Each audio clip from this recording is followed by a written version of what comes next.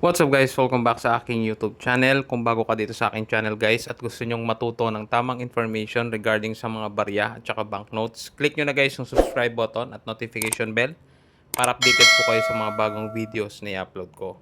So ngayon guys, share ko naman sa inyo itong 5 piso na part ng BSP series which is year 2000. So may mga iba po kasi na mga gumagawa po ng content regarding this coin.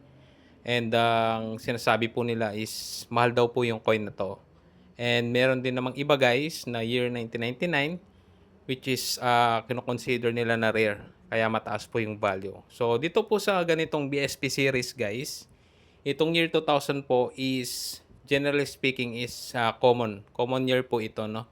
So sa mga iba't ibang series ng barya natin, especially mga BSP series, may mga coins po tayo na tinatawag na hard to find and kino-considered na semi-hard to find. So, sa ganitong series guys ng 5 piso, ang considered lang po na hard to find is yung year 2006.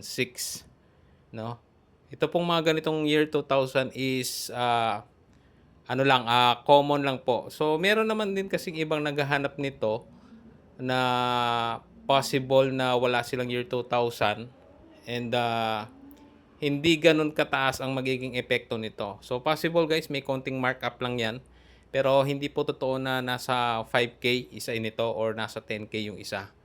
So sa ganitong series po na 5 piso, yung year 2006 po yung hanapin ninyo. So yun po yung merong kahit papaano medyo mataas na value.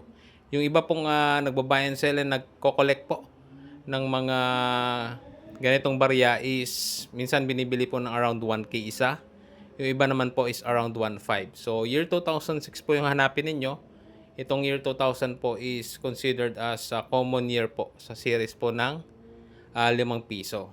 So yun lang guys, no. Wag po tayong basta maniwala sa mga napapanood natin regarding sa mga coins.